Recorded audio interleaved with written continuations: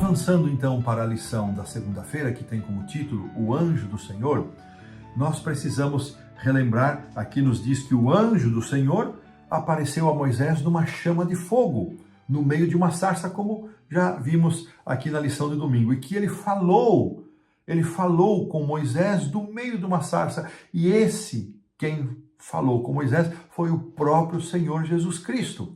E não precisamos ficar preocupados de qualificar o anjo do Senhor como sendo a pessoa do Senhor Jesus Cristo, porque esse termo anjo significa mensageiro. E dependendo do contexto, ele pode ser um anjo, ele pode ser um ser angelical comum, ele pode ser um ser humano, ou pode ser um mensageiro divino. Em vários casos do Antigo Testamento isso aconteceu, e ele cita aqui vários textos em que o anjo do Senhor é uma pessoa divina. Vamos ficar aqui com Gênesis 22, verso 11, onde isso vai, e versos 15 a 18, onde isso fica mais evidente. Assim, o anjo do Senhor, ele não somente falava em nome do Senhor, mas ele era o próprio Senhor. E ele afirma: Jesus é o mensageiro de Deus que nos transmite a palavra do Pai.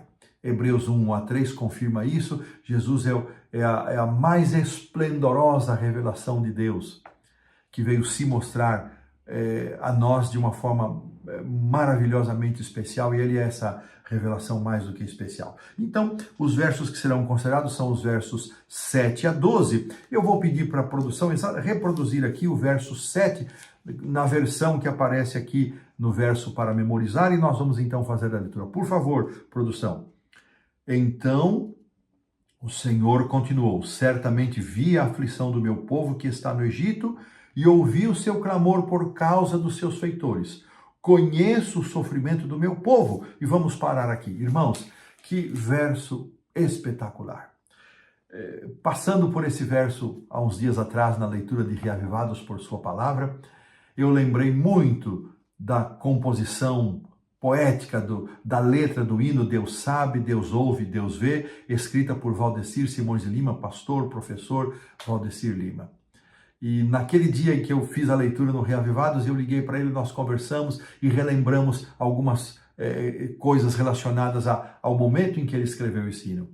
No capítulo 3 de Êxodo, irmãos, 24 vezes vai aparecer Deus, o nome de Deus, Deus.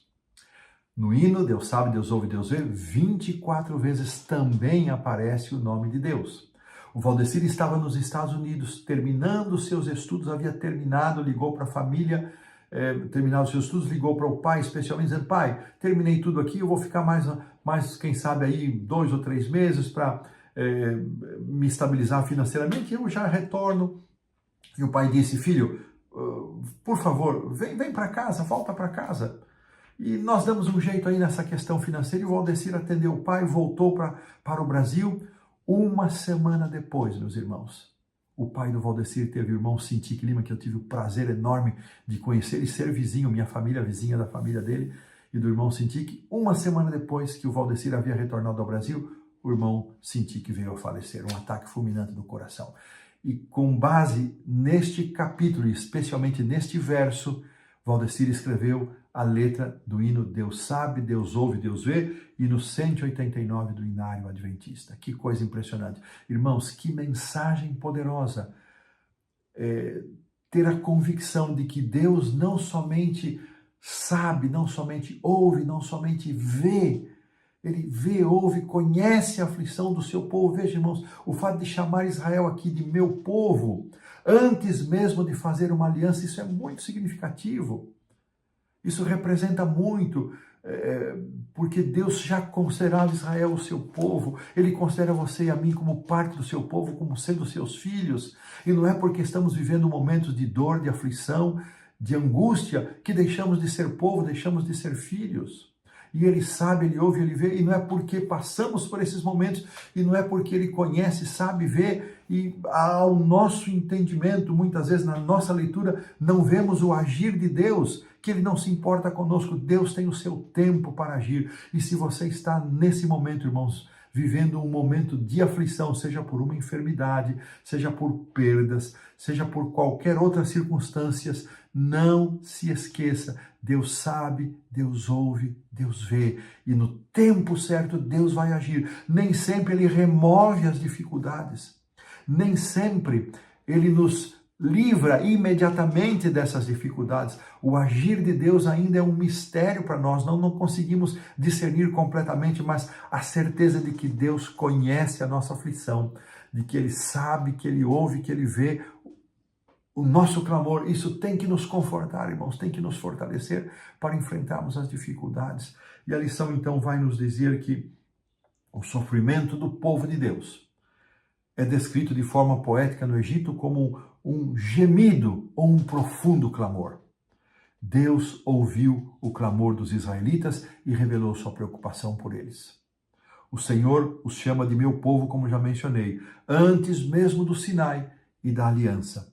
Deus disse a Moisés que estava enviando a Faraó, a ele, Moisés, para cumprir uma tarefa específica. E essa informação está justamente no bloco de 7 a 12, especificamente aqui no verso 10 e 11. Venha e eu enviarei para que você tire o meu povo do Egito, os filhos de Israel. E outra vez aqui, verso 10, Deus chamando Israel de meu povo. E então vem a primeira reação de Moisés: quem sou eu para ir a Faraó e tirar os filhos de Israel do Egito? Quem sou eu? Certamente veio à mente dele, irmãos, a cena, o contraste dos anos do seu grande preparo, de que ele se considerava apto e preparado para ser o libertador de Israel, quando ele matou o egípcio e teve... Mas isso haviam passado 40 anos.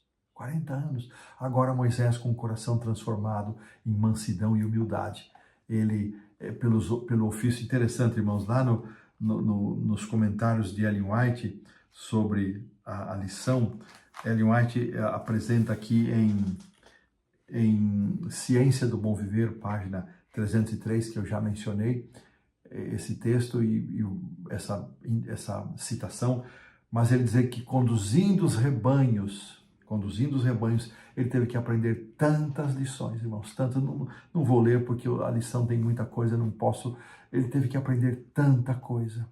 Não desaprender, mas aprender aspectos diferentes daquilo que ele havia aprendido no Egito, incluindo a humildade, a paciência, a mansidão, a dependência de Deus, a contemplação das obras de Deus, paciência com o mais fraco, paciência com o rebelde, paciência com os animais que nem sempre imediatamente atendiam o seu comando. Que revelação preciosa! Moisés se perguntou por que alguém como ele, diferente daquele homem de 40 anos atrás que se julgava, agora pergunta por que eu? E nós vamos considerar melhor esse assunto aqui nas lições à frente. Então, dessa maneira, estamos pondo um ponto final na lição da segunda-feira.